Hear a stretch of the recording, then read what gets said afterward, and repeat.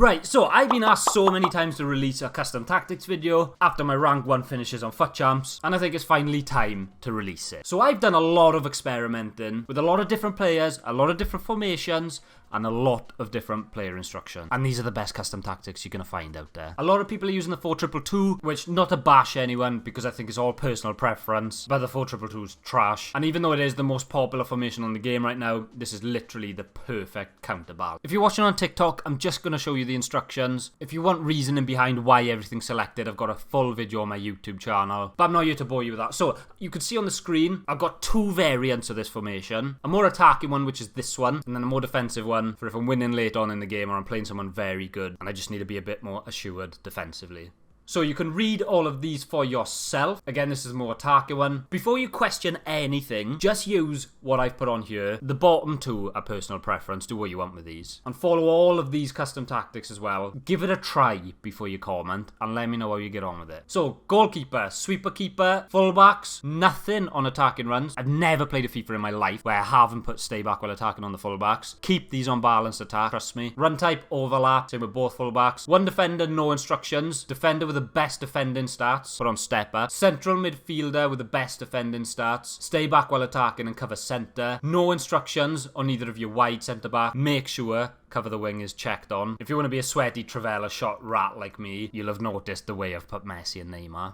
Boo! No instructions on your centre forwards, and then your striker you want to put on get in behind. Then I'll quickly show you my more defensive one. This is the tactics. You see that I've got forward runs on as opposed to possession. Obviously same formation, no instructions on the keeper, no instructions on the centre back. Stay back while attacking and overlap on fullbacks. Stay back while attacking and cover centre on your best centre mid. No instructions on your right centre mid, play with the least ability going forward. And then no instructions apart from get into the box for crosses on your left centre mid or your centre mid that is a bit better at attacking. No instructions on one of your centre forwards. Come back on defence on your centre forward with the best defensive work rate / best defensive stats. If both of your centre forwards have got low defensive work rates, like Messi has, don't even bother putting come back on defence on them because they literally won't do anything. Instead, if that's the case and you've got 2 low defensive work rate centre forwards, just take this option off of one of your centre mids. And then striker, again, get in behind. Make sure that you know how to do Travella shots, low driven shots, score off every corner, and the right type of lob through ball to do. If you need tutorial videos on all of them or any of them, let me know and I can put them up. Right, so for those that are watching on the YouTube video, I just thought I'd do a brief sort of summary. A lot of people like the reasons why I've chosen what I have for custom tactics, and I'm going to tell you sort of what is more personal preference than the rest. So defensive style is personal preference on terms of whether you want to put press after possession loss, which I have tinkered with a little bit this year, but I've just found that the games turn into a bit more of a basketball match than they needed to. It's end to end, which is fun, is a lot of goals, and I'm winning the ball back in his half a lot and scoring goals from it, but he's also beating my press sometimes and getting in behind a little bit too easy. I find that when I play on balance, the game I tend to be able to control the game a lot more. But if you like playing with press after possession loss, you go for it. Anyway, with 58, now the most popular formation this year is the 4-2-2-2. It's the one that all the pros are swearing by, or at least some of them anyway. And the 4-4-2 is quite popular as well. The formation's quite a narrow formation anyway, so just by putting it up to 58 on defense as well as attacking as well, I've got 57. Your team just spreads that little bit wider so that when you're playing wide formations, they're able to cover it off a lot better. I mean, again, you may come up against someone with a 4-1-2-1-2 narrow. I have, and I haven't had any problems with these settings, but you can drop the width down if you're playing someone narrow. But definitely, if you're playing someone that plays down the wings all the time and you need to make them tactical tweaks just in-game, pump this up a little bit. Depth 65, I like to play really aggressive with my defending, try and keep them in their own half type of thing. So I'm always one for higher depth. If you struggle to defend aggressively, don't be scared to drop this down if you're more of a back-off defender. But if you want to be the really best in FIFA, it's definitely worth trying to be more aggressive with your defending.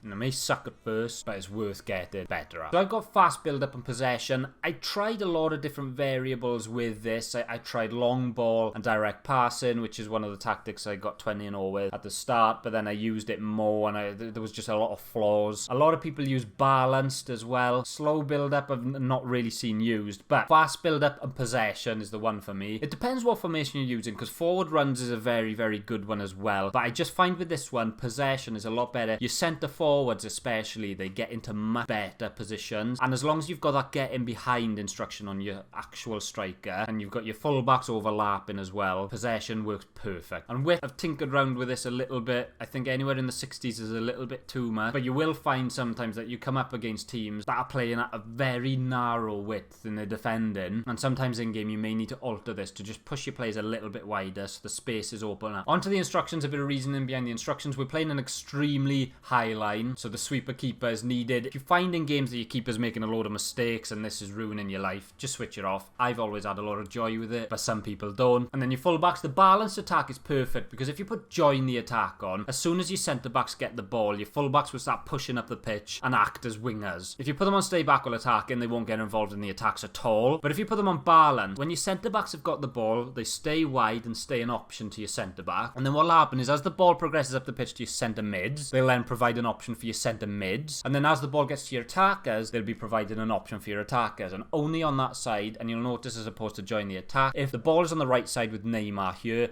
Hakimi will run up and do the overlap on that side. Robertson will tuck in and stay defending. And then the same if the ball is with Messi on this side. Robertson will provide that overlap and Hakimi will stay back defending. They won't work like that if you've got join the attack on. They'll both just fly up and leave your centre-backs to expose. I've also had a lot of joy with this as well. Van Dijk's obviously one of the best centre-backs on the game. Definitely is the best gold card centre-back on the game. And because he's got such good defending stats, fast, he's strong, this step up just works a dream. Because with the smaller players like Ben Yedder and Mbappe, he'll just go right through them. Whereas the more strong players like your Ronaldos and your Haalands, they've got bad touches. So the step up works on both of them. Even though he might not have the strength to get through a Haaland, he'll be on all of his bad touches, and Haaland's got a lot of them. So definitely something worth trying with your best centre-back. If you've got two low-rated centre-back, I probably would advise to stick to position. But if you've got someone with high defensive stats, good aggression, good tackling, good interception, have a try this. And then onto your central centre midfield, who's obviously the best defender out of the lot. We'll have a look at Phillips' defensive stats now here. This card is so good. I really enjoy using this. Yeah, 87 interceptions, 89 defensive awareness, which is really good. 84 reactions is good as well. And then obviously his tackling is really, really good. But yeah, having someone like him in there is so crucial to the team. Then I've gone for more of like a... I wouldn't normally put someone like Moussa Sissoko in. I made this team really quickly on the fly, so he's in there. He's a box-to-box player, runs around like a headless chicken. Good strength, good defending, good pace. Someone that's just got the legs in there to run up and down the line. Realistically, you want someone that's a bit better on the ball and that can provide more to the attack. Someone like a Valverde maybe is perfect for this formation. The cover the wing, you know, when they're working in tandem with the fullback, especially if you're someone that's got decent defensive awareness, when that fullback is pushing forward, as you can see here, it says cover the wing, defend the open wing if teammate isn't marking. So when your fullbacks are pushing forward, if there's anyone that needs to be defended down that line, they'll go and cover it. And the beauty about this is if there's no one that's needed to be defended on the wing, then he'll just stay in the midfield and pack the midfield. And I think this is the best thing about this formation is it just seems to counter every formation, and the players just seem to be in the right positions all the time with these instructions. And then obviously the same for Zinchenko. Like I said earlier, I've got Messi and Neymar, so they don't really need instructions. They've got good attacking positioning, good awareness, good vision, and they just seem to do the right things. If you've got more OP players, you know, like a Zaha or a Dembele or anyone of that nature, then you may need to sort of be more direct with your instructions depending on what you want them to do. Like if I had someone like a Dembele, I'd probably want him to get in behind. Whereas like if you're putting someone like a Phil Foden in here, you probably wouldn't want to be pushing him out wide because you've not necessarily got the lightning pace to do it, and you'd probably want him playing as more of a false nine type of position. But anyway, these centre forwards, like I said, if you're noticing they're not doing anything enough, which is important in all tactics you use really. If you think, oh, Messi's not running in behind enough, well, get him behind on him. I've always found that with the good players, you don't really need to instruct them what to do,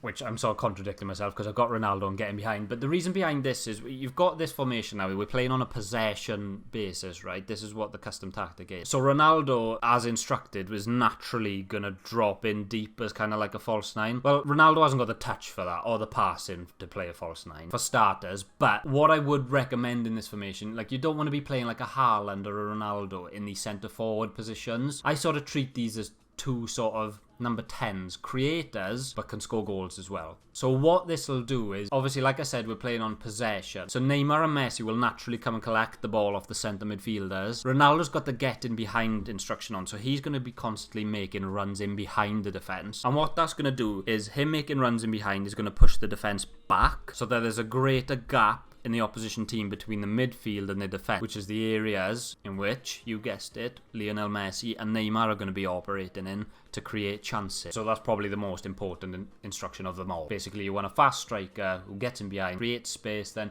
if you want to play that lob through ball over to him, go for it, good. But then if they follow the run, which they do most of the time, it'll give your two number 10s in here more space to create chances. Go for Trivela shots, whatever. Anyway, I hope that was insightful. I used a proper sweaty meta team this weekend and I hate it. Now I've got two video ideas. Should I try a FUT Champs with a past and present Southampton team? Or I'm going to be starting a new series, taking two rival teams, putting them in one squad, like Arsenal and Spurs here, and trying to get the best possible finish on FUT Champs with them. I'm probably going to be doing both types of videos, but if you want to see a particular one first, let me know and I can get it done. Anyway, thank you all for watching. I shall catch you next time, and peace.